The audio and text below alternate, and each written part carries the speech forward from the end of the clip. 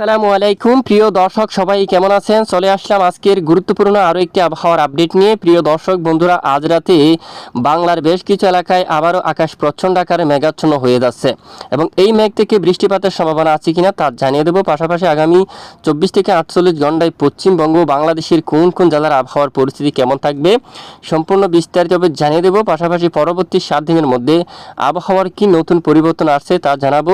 বঙ্গোপসাগর বুকে কোনো ধরনের নিম্নচাপ তৈরি হওয়ার সম্ভাবনা আছে কিনা তাও জানিয়ে দেবো। আশা করি ভিডিওটি শেষ পর্যন্ত দেখবেন, ভালো লাগলে লাইক করবেন। সবার আগে গুরুত্বপূর্ণ আবহাওয়ার আপডেট পেতে চ্যানেলটি সাবস্ক্রাইব করে পাশের বেল বাটনে ক্লিক করে রাখবেন। আর ভিডিওটি কোন জেলা থেকে লাইভ দেখছেন, বর্তমান আপনার গ্রামের আবহাওয়ার পরিস্থিতি কেমন অবশ্যই কমেন্ট করে জানিয়ে দিন। প্রিয় দর্শক বন্ধুরা, আজ কিন্তু দেখুন বিকেল থেকে অলরেডি বেশ কিছু এলাকায় মেঘ কিন্তু প্রবেশ করে যাচ্ছে এবং মেঘের ঘনত্ব অনেকটাই বেশি হচ্ছে। এখানে ব্যাপক আকারে মেঘমালা তৈরি হচ্ছে, কারণ এখানে বঙ্গোপসাগর এদিকে সাগরে কিন্তু বৃষ্টিপাত হচ্ছে। এখানে বৃষ্টিযুক্ত এই যে বৃষ্টিবাহী মেঘ কিন্তু রয়েছে, একেবারে কালোযুক্ত মেঘ।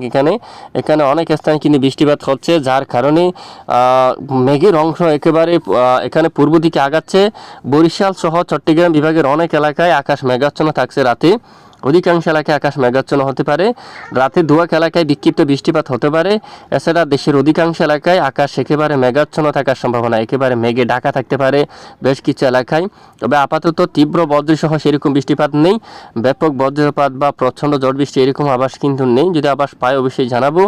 আর এখানে দেখুন বরিশালের সকল স্থানে মেঘলা আকাশ থাকতে পারে এবং চট্টগ্রাম বিভাগের অর্ধেক স্থানে কিন্তু আকাশ মেঘাচ্ছন্ন থাকার সম্ভাবনা রয়েছে।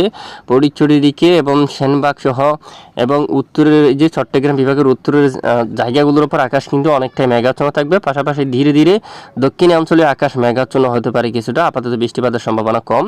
আবার এদিকে ঢাকা বিভাগের কিছু এলাকায় বৃষ্টিপাত থাকবে। ফরিদপুরের দিকে শাইলকুপা, পাবনা বা নাগারপুরের যে মাঝামাঝি কিছু অঞ্চলে হালকা বৃষ্টিপাত থাকবে এবং যা বিস্তার লাভ করে ঢাকা বিভাগের আর বিভিন্ন এলাকায় হালকা বৃষ্টিপাত শুরু হতে পারে। তাছাড়া বাকি এলাকায় আকাশ মেঘাচ্ছন্ন থাকবে। এখানে যশোর এবং কোটচাঁদপুর, মাগুরা আকাশ মেঘাচ্ছন্ন, নড়াইল সহ এখানে আকাশ মেঘলা হতে পারে পরবর্তী সময়ে কাপাসিয়া, কিশোরগঞ্জ, মাদান, ময়মনসিংহ, বাগমারা, সিলেট, পরবর্তী কিছু সময়ে বালাগঞ্জ, বড়লেখা, চরকায়, জাকিগঞ্জ, জৈন্তিয়াপুর এবং এদিকে অনেক স্থানে এখানে অলরেডি মেঘ কিন্তু প্রবেশ করতে পারে।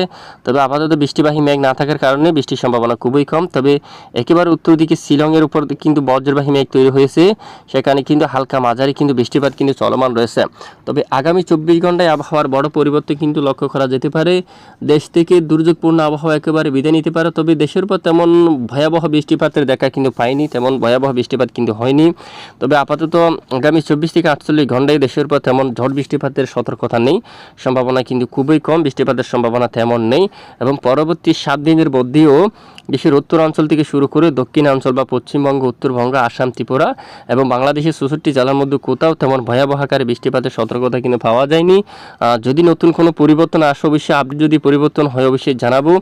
আর বৃষ্টিপাতের সম্ভাবনা পেলে আমরা অবশ্যই জানাবো। তবে আপাতত সেরকম আকারে ভয়াবহ আকারে বৃষ্টিপাতের সতর্কতা কিন্তু নেই, সেরকম আকারে বৃষ্টিপাতের সম্ভাবনা কিন্তু পাওয়া যায়নি।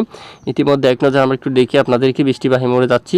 বিশেষ করে দেখুন সোমবার 24শে মার্চ এই যে রাজধানী ঢাকা থেকে শুরু করে বাংলাদেশের বেশিরভাগ এলাকায় আকাশ পরিষ্কার থাকতে পারে। মঙ্গলবার 25 তারিখ বেশিরভাগ এলাকায় আকাশ কিন্তু পরিষ্কার থাকতে পারে, আপাতত বৃষ্টিপাত হওয়ার তেমন সম্ভাবনা নেই। তো এ হচ্ছে আজকের আপডেট। এতক্ষণ আমাদের সাথে থাকার জন্য ধন্যবাদ। এছাড়া পরবর্তী 7 দিনের মধ্যে বঙ্গোপসাগরে কোনো ধরনের নিম্নচাপ তৈরি হওয়ার সম্ভাবনা নেই।